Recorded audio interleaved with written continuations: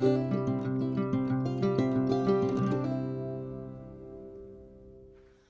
back to the Boondocks Homestead, y'all. I'm glad you're back, and if this is the first time you've been to our channel, I'm so glad you're here. So today we are going to make some French fries. Listen, a few years ago, I had people ask me, how do you make them French fries? And I'm like, I'm going to do a video on it. I'm going to do a video on it. So finally today, I found some potatoes on sale the other day, and they were a little wet. So I laid them out. It was like 99 cents, you all, for 5 pounds.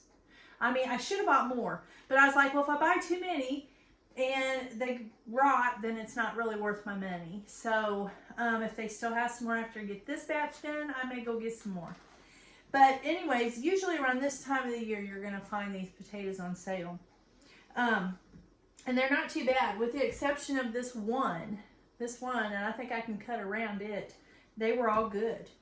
So I'm going to go ahead and peel these, and we're going to make some French fries, so you all don't want to miss this. I'm going to can them. We're not just making them. We're not going to make them and cook them. Well, they are going to be cooked. We're going to pressure can them, and we're going to make some French fries. And I wish I had some old ones, you know, from, I didn't do any last year. I think we finished up them last year, but I made a bunch the first 2 years ago. And they go pretty quick. They go pretty quick because they do not taste like a French fry from the store. They're so much better, so much better. And you might be saying, well, why go to all that trouble? You know, you can buy a bag of fries. You know, bags of fries are not cheap anymore. They're not. I mean, I think I paid $3 or $4 for a small bag the other day, and I'm like, this is for the pits. So, and they're not, I don't think they're as healthy. I'm not, you know, who am I? But in my brain, I think they're just not as healthy as what you make yourself, okay? I understand everybody can't can them. I understand, you know, I understand all that. But for me and our family, I just, as long as the Lord gives me the health to do it, I'm just going to do it, you know, and one day I know it'll all go, it'll be gone, you know, and I won't be able to do all this canning and stuff that I do. But I want to share this with y'all. I want to share this with my grandkids. I want to share this with y'all because you need to know this kind of stuff. You need to know it. I mean, the prices of food. We went into the store the other day, y'all, and we spent like $80, almost $90. And we just had a few little bags. The same stuff that we always buy. I mean, it wasn't anything different. So, yes, groceries are going up. The price of food is going up. So we need to figure out how we're going to preserve food, for one thing, food that you grow. I planted some more cabbage the other day, and when this dry hot spell goes away, hopefully in a week, I'm going to go ahead and plant some more lettuce and spinach and kale and stuff like that. I can't can that stuff. But I'd rather grow it than to buy it at the store, y'all. And I have got videos. Go back and look at all of my old videos. Go back and look at all those. I mean, I show you how you don't have to have a hoop house. You do not have to have a hoop house to grow lettuce in the wintertime. I did it underneath a tote from Walmart, a clear tote. Go watch those videos. And so anything that you can put back on the shelf, if you can't can, you better be going and getting a little bit each week at the store and just set it back. It's not going to hurt anything. And make sure you turn it over, you know. Don't just set it back and don't eat it and, you know, I'm going to keep this for a rainy day. It don't work that way. You have to eat it because eventually it's going to go bad. So you got to keep it turned over, just like I do in the pantry with all my canned goods. You know, you got to eat this stuff. You're not just making it and canning it to sit on the shelf and look pretty. I've had so many compliments on my pantry shelves, you know, and how pretty it is. It doesn't matter. It doesn't matter how pretty it is. This is to eat. This food is for us to eat. And then each year, you know, I just replenish it and I replace it. We eat it. That's what they did back in the day. That's what they did. So Don't go nowhere because I'm going to teach y'all today how to can homemade French fries.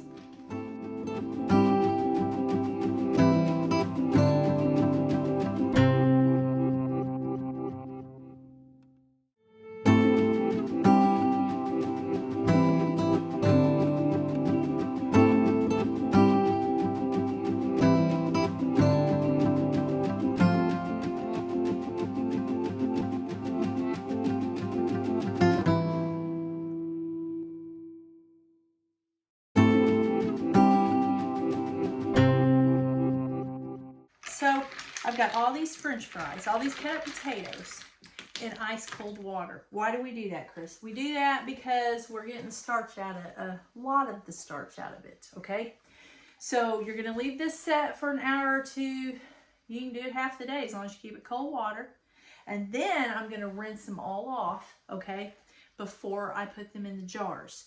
So I'm gonna let these sit. I'm gonna go put those in some cold water. Go ahead and put them in some cold water. And I don't want to get too many cut up at one time, you know what I'm saying, in case I run out of time. So let me do that, and I'll be right back. I'll get right back with you, all right, Lord willing. All right, y'all, moving right along, right? So I'm going to leave here in a couple of hours. These have been sitting for a couple of hours, probably. And I'm going to go ahead and I'm going to put them in my jars. I'm not going to cold pack them. I'm going to hot pack them. I've got some water heating up over here. I rinsed these with hot water, okay? And a lot of the starch, you can see it. I should have saved it. Well, I can. Hold on. It didn't have a whole lot, but you can see a lot of the starchy. You can just see it in there, right? And that's what you're trying to prevent. That's what you're trying to. You want to get rid of much of that as you can, because if that sets up in your jar, it's not real pretty. Okay, it's not that it would hurt anything. It's just not real pretty. I got tomatoes everywhere. I have been canning. I got it on this jar too. I've been making some more tomato soup. What was I going to tell you? Oh, hold on just a minute.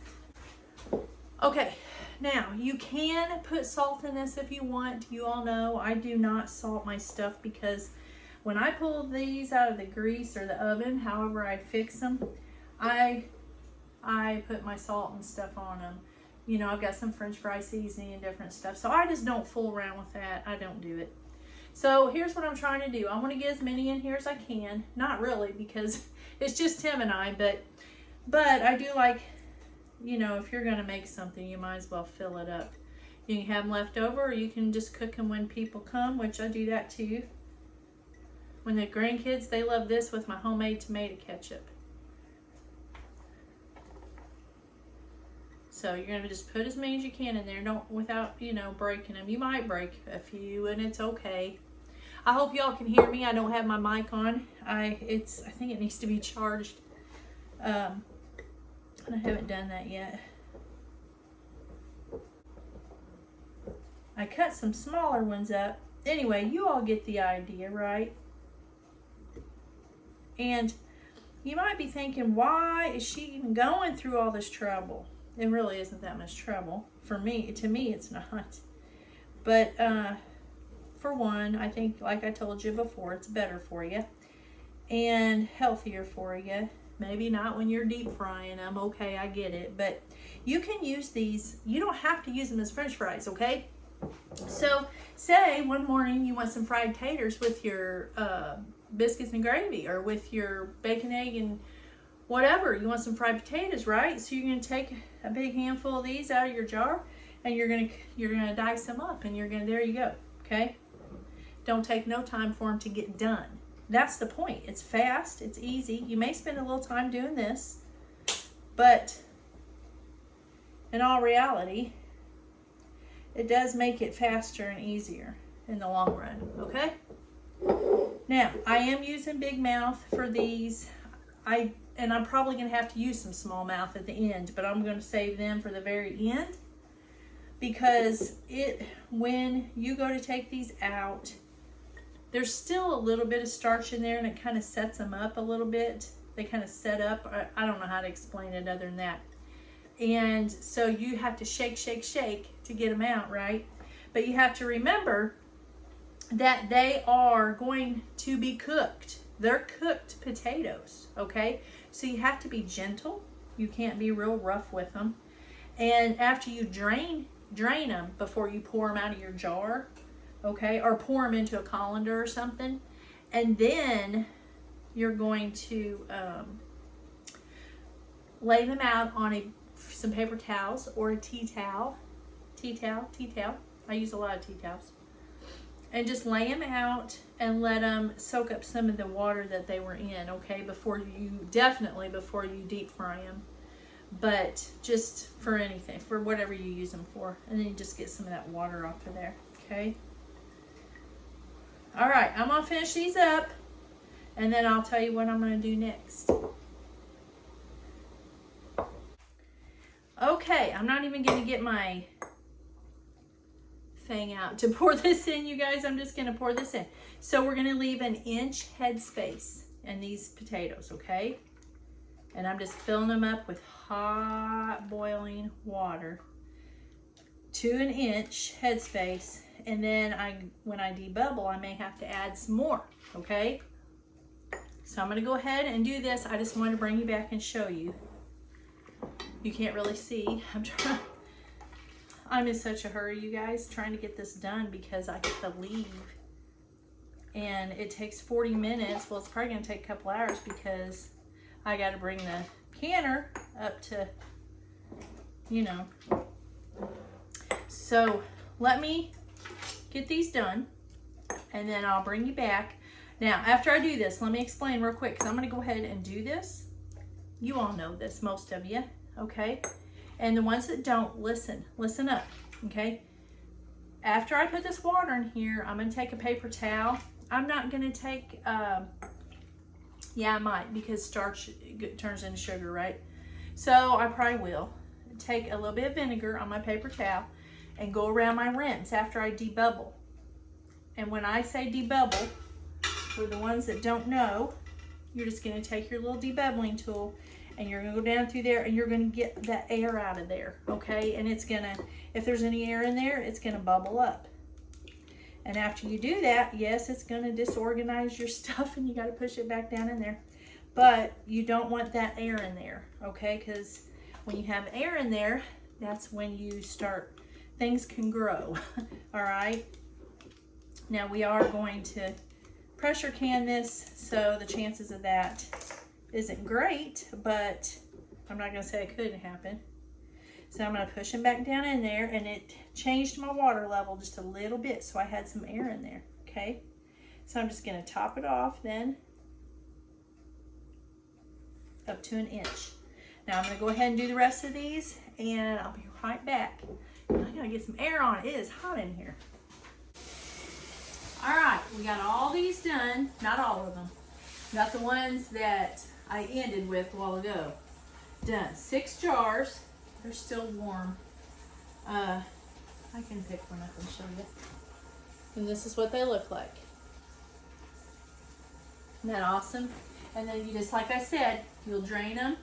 You'll lay them out on a paper towel or a tea towel or something. Let it soak up some of that water. And then you fry them, bake them, whatever you want to do with them. Use them however you want. I've got 5 more quarts going.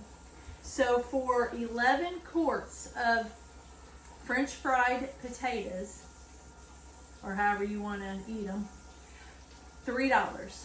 You can't beat that anywhere. All right. So get you some potatoes when they go on sale, and try some. You'll like them. They're good. And I also did 3 pints of tomato soup to put on my shelf. So I'm gonna get off here. I'm exhausted. It's been a long day, and I'm glad I got this on though. I'm glad I got to show you how to do this. I love you guys, and Lord willing, I'll catch you on the next video.